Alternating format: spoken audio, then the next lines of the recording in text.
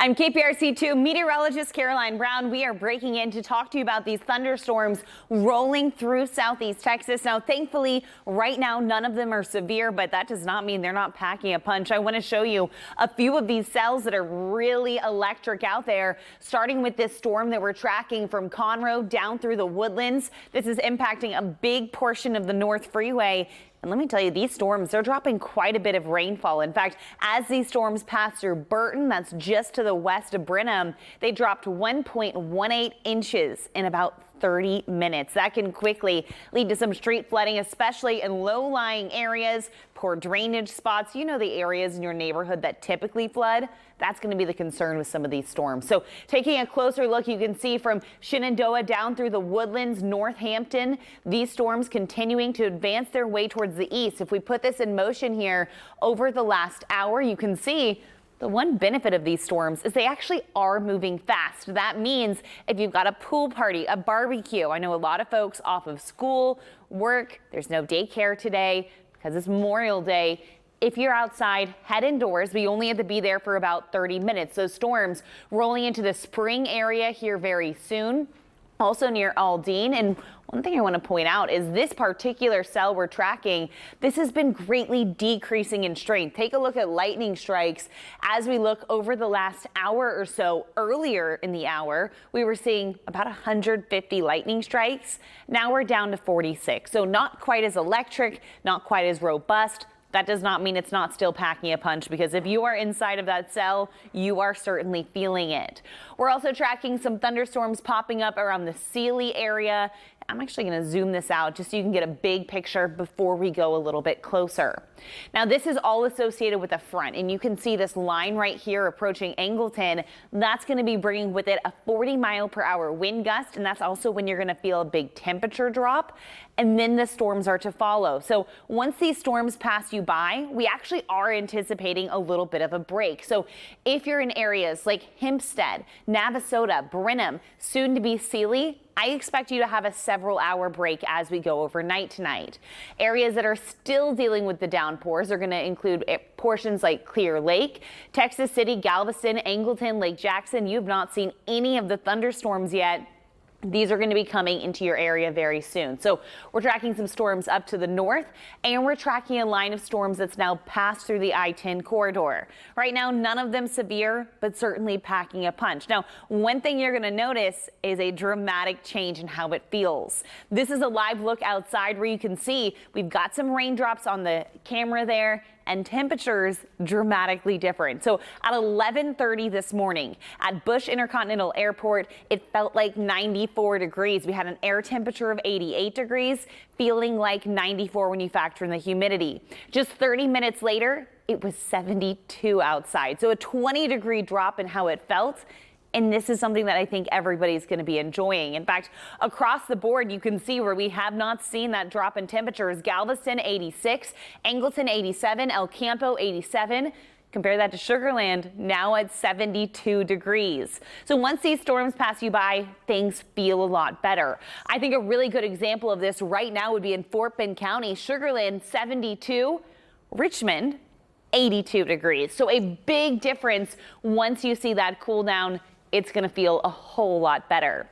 As for what we expect into this afternoon, like I said, we're going to continue to see these storms advancing their way through the coast. And once they reach the coast, we are expecting a little bit of lull in activity. It's not going to be quite as active. I know there's a lot of Memorial Day travel happening. Folks are traveling to Austin, to San Antonio. Perhaps they're trying to get up to Dallas. And once these storms pass you by, you're in the clear. That's when I would make your way back to Austin.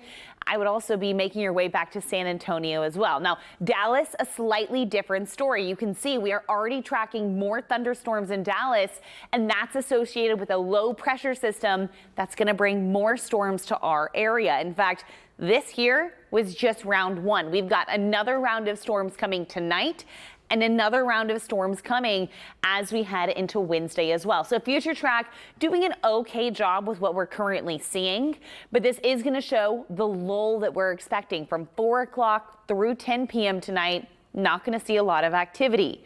However, we are going to be monitoring for storms to start to form out to the west. This is going to be impacting areas like Round Rock, Austin, San Marcos, perhaps even down towards New Braunfels. As we go through the overnight period, these storms expected to dive their way towards the south and the east. If this model is correct, this would mean by 9 o'clock, it's already going to be entering our far northwest areas. That includes Huntsville over towards Navasota, Brenham. The main concern with these storms is the possibility of damaging wind. But quite frankly, when you see that purple and black colors, that indicates hail cannot be ruled out. So if you've got a carport, a garage, I would recommend parking the car inside overnight. That's because it is going to get a bit bumpy. You're likely going to be woken up by thunder. And when we're talking about an overnight severe threat, it is so important. Have a way to get information. Make sure your phone is going to wake you up if an alert is put in your area. As for the severe weather threat today and overnight tonight, I do want to say, as these storms push towards the coast, we've been seeing them decrease in strength. I fully expect the storms that are going to form out towards Austin to decrease in strength as they roll their way to the southeast. Now, just because your chance of storms is lower doesn't mean you don't have a severe risk. The severe weather threat today, that's going to be extending all the way to the barrier island. So everybody underneath the risk of seeing a damaging wind gust or some small hail. Now, another thing to consider, street flooding is possible in addition to frequent lightning strikes. So I urge you, stay weather aware. Future track for the overnight hours showing by 11 o'clock, starting to scoot into areas like the Conroe, the Woodlands, Katy, Columbus, Brenham. Now, another thing to note, timing on this could shift a little bit. These storms have not formed yet. Once they form later on this afternoon, Chief Meteorologist Anthony Yanez, he's going to have a much better grasp of the timeline here, but it is going to be late overnight tonight.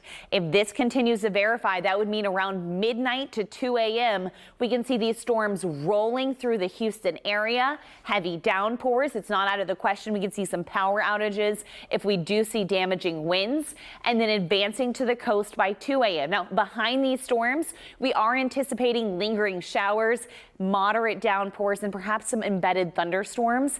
This is going to mean street flooding possibility, especially as we get closer to the 5 a.m. hour. If we have more storms continuing to roll through, I think our morning commute is going to be a mess. You can see 7 a.m.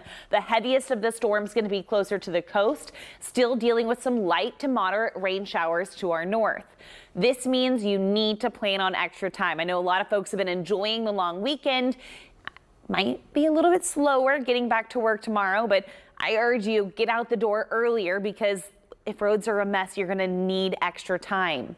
As we go through the day on Tuesday, we actually can see a little bit of clearing. That's going to allow us to warm right back up into the upper 80s to lower 90s. And then as we go into Wednesday, once again, another round of storms expected. In fact, not quite as widespread, but Wednesday, Thursday, and Friday, we are anticipating rounds of rainfall, hit or miss. Not everybody is going to see it like what we're seeing today, but certainly it is going to stay active.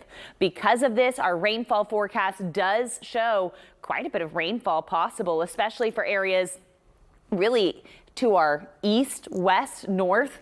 Everybody can get quite a bit of rainfall. That yellow color indicating 2 to 3 inches of rain. And really, it just depends where you see the thunderstorms. Anywhere you get a thunderstorm, a quick 2 to 3 inches of rain is going to be possible. So I want to show you that extended forecast as we go through the upcoming week. You'll notice heavy rain chances on and off are possible. Highs in the upper 80s, lows in the lower 70s. And then as we approach the beginning of June, a much more summer-like temperature, a much more summer-like pattern as we go into the first week of June, which is another reason why this rain is a good thing. Canyon Lake, just to the north of San Antonio, is the lowest recorded level ever. That is not something we want to see here, and we're starting to get into a drought situation, so this rainfall actually is beneficial. I do want to show you the radar once again because it's Memorial Day. A lot of folks out and about, and a lot of folks going to be traveling today. Storm Tracker 2 radar, if we put this in motion, you can see these storms. They've been pushing their way to the south and the east. Thankfully, they have been decreasing in strength. But if you're out there by the pool, trying to play some golf, grilling, these are certainly going to be inconvenient. You can see The actual line of storms advancing their way towards the coast from Chambers County. You can see pushing towards the island, Texas City, Clear Lake, League City, seeing these showers. And the good news is they're going to move on. Very soon you're going to see a little bit of a lull, and then you can go out and enjoy your activities again. Alvin down towards Iowa Colony, Sugar Land, all across Fort Bend County. You can see these cells continuing to dive their way towards the south. Most of them just rainfall, not seeing as widespread of lightning as we were previously seeing. So that's the initial line of storms that's pushing its way towards the coast, but we are tracking some lingering thunderstorms behind that line of storms. You can see it along I-45, Cleveland down towards Spring, the Woodlands. Spring really seeing the brunt of it right now near the Grand Parkway. That storm is going to continue to push its way to the east. Very soon you're going to be in the clear, and you're going to get much cooler weather. A live look at our temperatures showing temperatures in the 70s. Bush Intercontinental Airport was 72 at noon. It's already warmed up to 76. I want to draw your attention to College Station. Already back in the 80s. Brenham enjoyed some sunshine. That's why they've already warmed back up to 75. So when you have the cooler weather, if it's dry, go and enjoy it because it is not going to last for long. We do want to leave you with a live look at our radar. I'm going to put this on a loop so you can continue to track this, and we're going to be keeping you updated both on air and online. Our next full newscast is at 3 o'clock on KPRC, and we have many articles about these storms, including Justin Stapleton wrote a great one about your Tuesday morning timeline on click2houston.com. Stay safe out there.